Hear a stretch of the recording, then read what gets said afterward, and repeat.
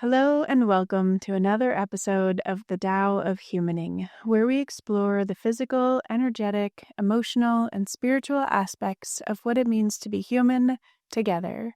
I'm your host, Dr. Christine, and I'm so thrilled you've decided to join me for today's conversation. In today's episode, I want to talk about stress and how it is that stress can be a friend in our lives. Oftentimes, stress is presented or translated in our worlds as bad. Stress equals bad, and we as humans will do whatever we can to avoid this feeling, ultimately, of stress or this experience of being stressed, right? And what I talk with patients about a lot is, what does that feel like in your body, right? So for a lot of us, that's going to be very different. Some people will feel stress in the digestive system. Some people will feel stress more in the chest and like heart palpitations and things like that. Sometimes people will get flushed. There are these different physiological responses that we get. Those on their own aren't necessarily bad. But we have this tendency to think about stress as something that we either need to avoid or we need to fix. And I would argue that stress can be viewed as a tool. And, it's one of those things that I always tell patients, I'm like, if I could remove stress from your life, I mean, I would just have a line down the block every single day, right? I can't remove stress from a human's life, right? We can shift how our body responds to stress. And a lot of that starts with how we orient towards that experience. So if we're immediately saying no and pushing it away, right, there's immediately going to be a tension and a constriction, right? And we've talked about this a lot in different episodes, but ultimately the energy, the chi in our body wants to flow. And so the more that we can consciously work towards being open and having a posture of, and a bit more wonder in our lives, the more easily the energy is able to move through us. And we're going to talk more about this in a bit because it is a nuanced thing, right? Like, not all of the stresses that we experience in life are pleasant or fun, right? That's not what I'm saying here. I am saying that when we are challenged in life, that is a wonderful opportunity to practice how we're showing up, how we're supporting ourselves, how we're reaching out for support from our communities or not, right? Like, how are we actually showing up in those moments when we feel really stressed? Does that make sense? Because stress is such a human experience, right? Even if it's not like I think historically even stress was something that was always there. It was just different kinds of stressors, right? But they probably, I don't know, had a lot of parallels, actually, now that I'm saying it out loud. The parallels, of being able to eat and being able to have a place to live and being able to be in relationships with other humans, right? Like, those are all things that have stress sometimes built into them. But going back to, in terms of like how we show up with it, it's like that idea that not all, okay, hold on. I'm going to rewind mentally here for a second. Sometimes we think of stress as bad, right? But stress is actually necessary. If we are looking at this as activation, right? So a lot of times I'll talk about having this oscillation or this movement and flow between periods of restfulness and then activation, and then that peaks, right? And then we'll move back down towards rest, right? Stress will oftentimes highlight where it is that we tend to fall out of balance. That's really useful, especially if we're looking at refining our wellness practices, or we're looking at, changing different habits, growth mindset, like all of those things are going to be highlighted in those moments. And so I've talked about this before, right? You want to build these muscles ideally before you need them. Because if you're in a moment of intense stress, right? Like you just lost your job, right? And you're worried about being able to provide for your family, those kinds of things are really challenging to start implementing a new, mindfulness strategy, right? You can do it. I've seen people do it and I've supported people doing it. And, it's possible. And the people that I see having the most success with working with stress have almost trained for it. Not almost. They really have trained for it. The ones that I see doing really well under times of stress have actually trained that muscle. I found that to be true for myself. I used to be much more affected by stress and emotional upsets and things like that. And now, I still can feel upset or whatever around stress, but I'm much faster to come back to center and to be able to, call in supports, to call in my own resourcefulness than I was, 10 years ago. Remarkably better at it, actually. So we have these growth periods, right?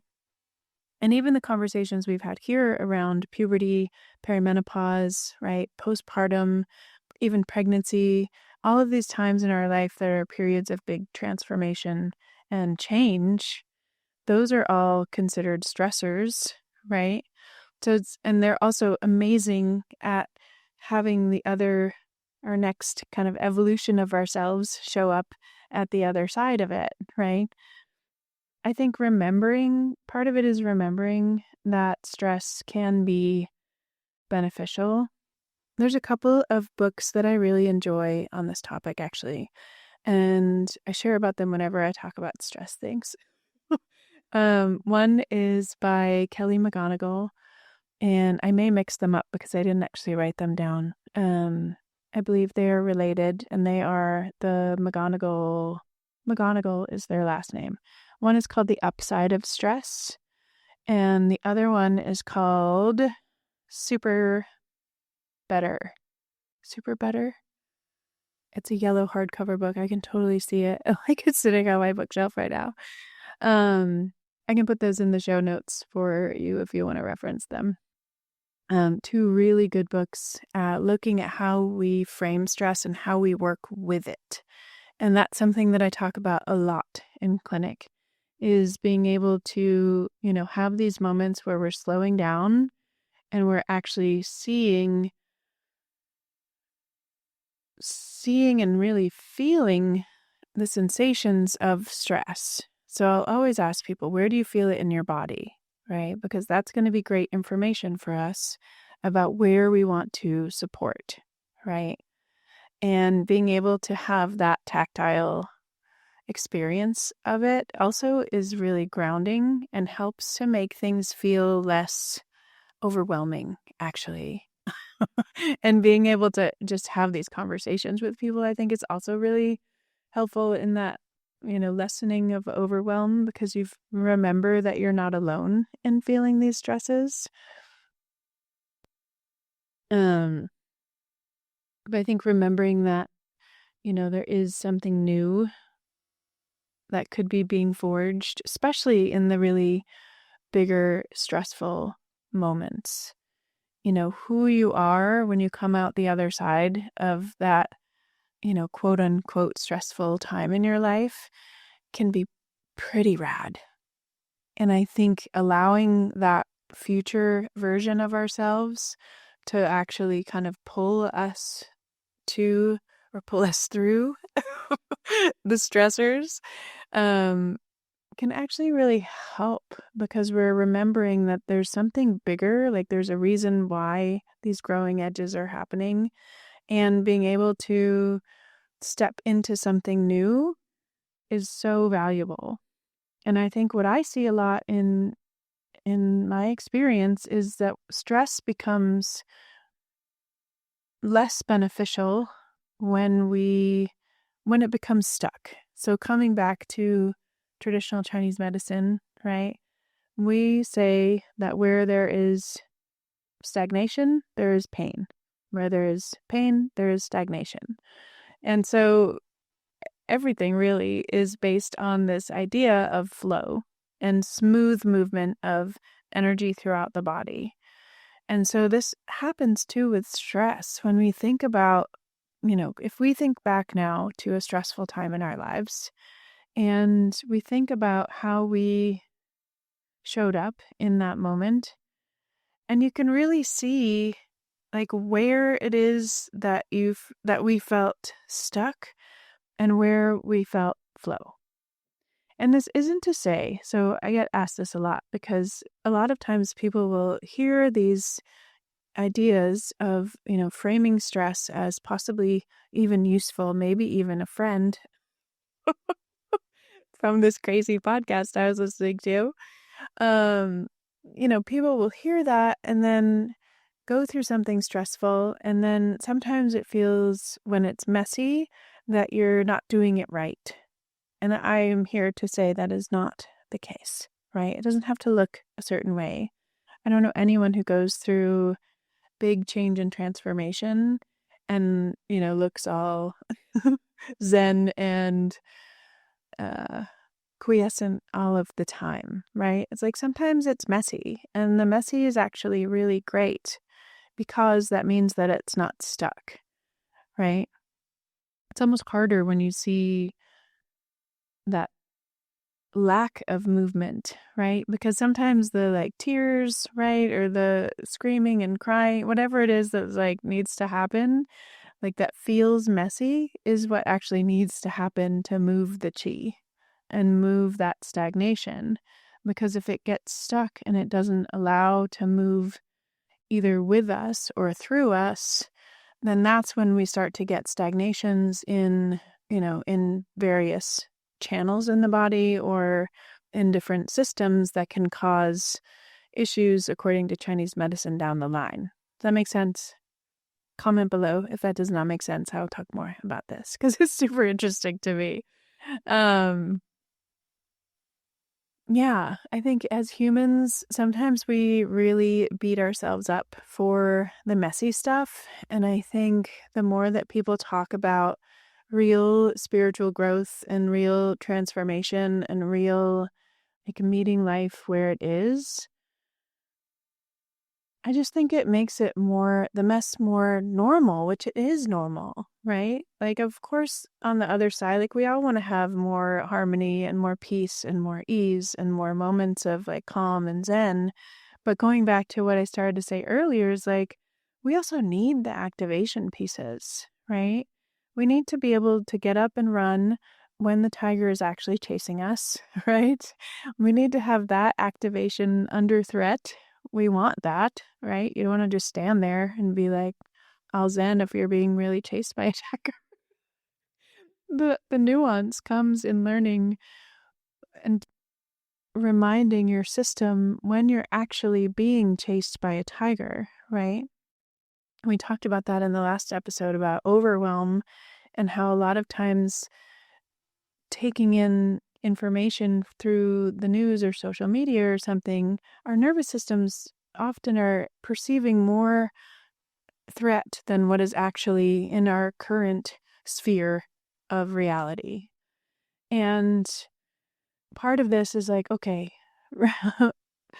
being comfortable, being able to be activated, right? And have those moments of more intensity and then under threat. And then also being able to have that activation aspect also when you feel safe. And that looks more like being motivated, being inspired, moving forward with things. It's that spring energy that we've talked about here before. That's healthy activation under safety. We need that, right? We need both.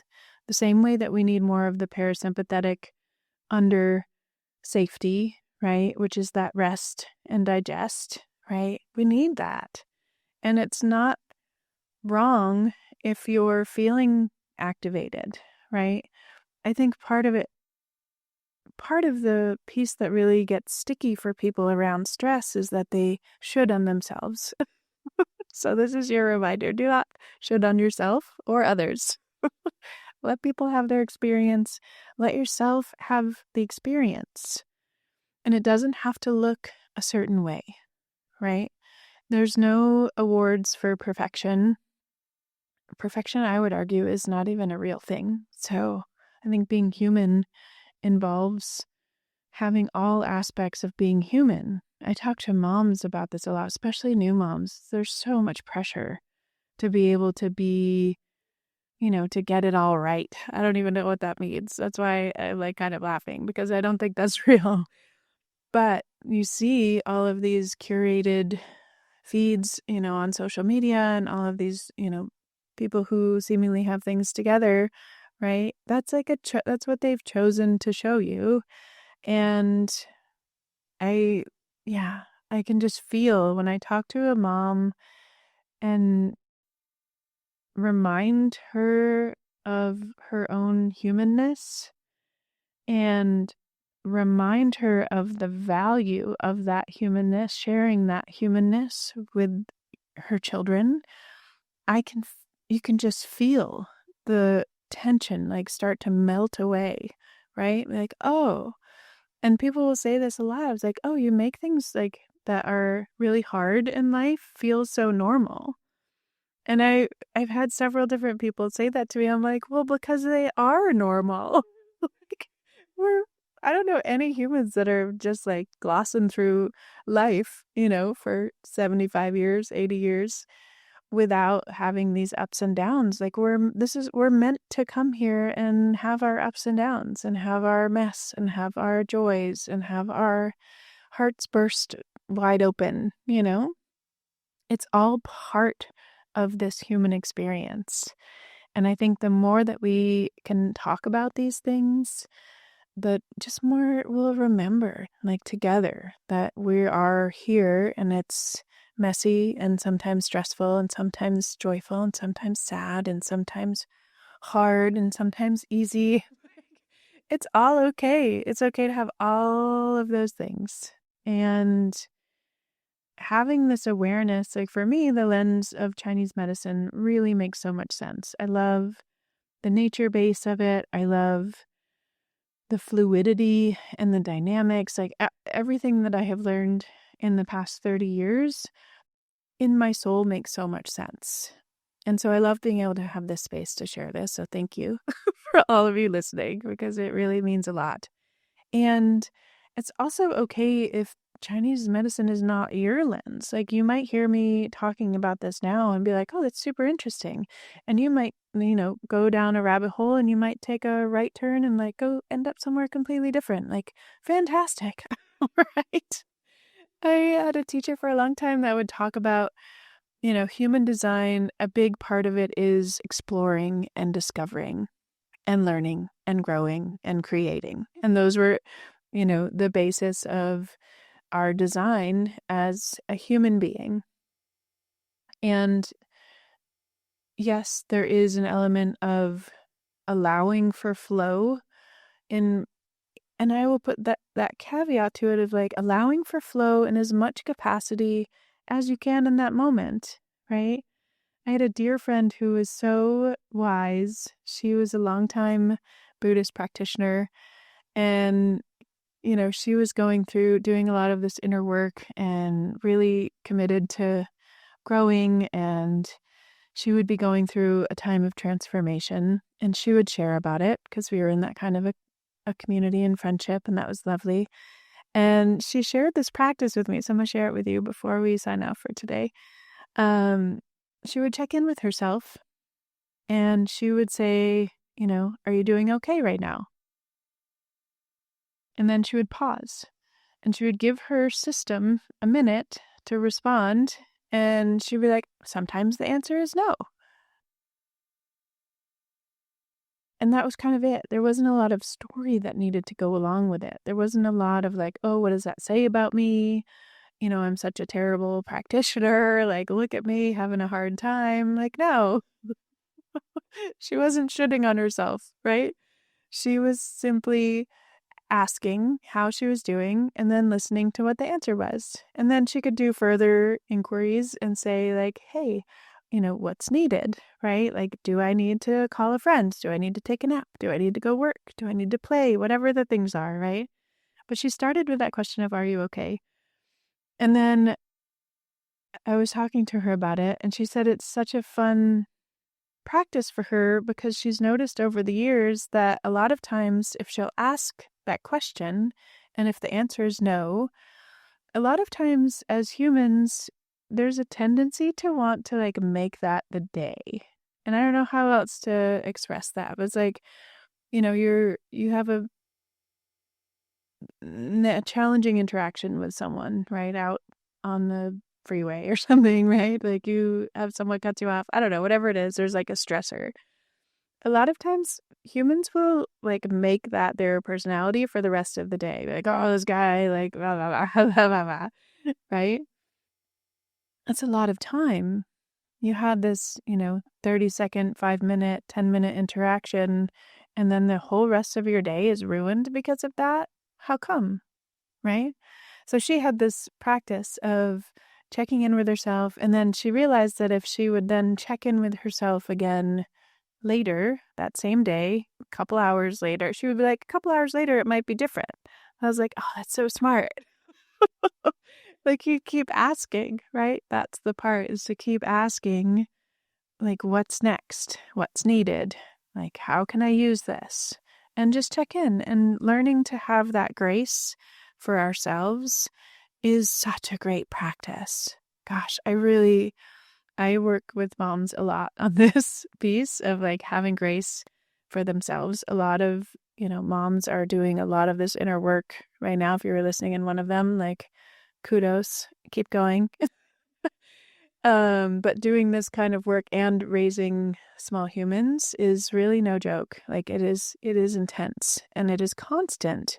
I would argue motherhood is one of the greatest spiritual training grounds because it is constant.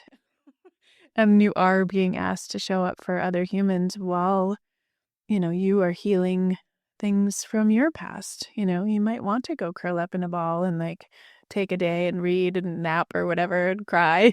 Like, but it's not really an option a lot of times, So anyway, that is a really fun practice, thinking, checking in with ourselves.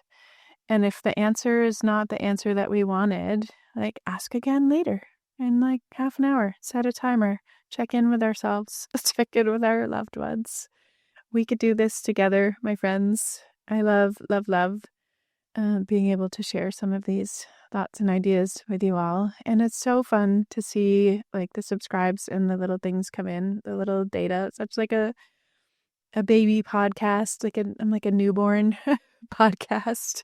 So any likes and subscribes and comments, so appreciated. I see them all and I'm so grateful. And it really helps get my work out to new people. And that's really such a gift. So thank you for that. If you haven't subscribed or anything, go ahead, do that now. And then you'll get notified when our next episode drops. Have a great week, guys.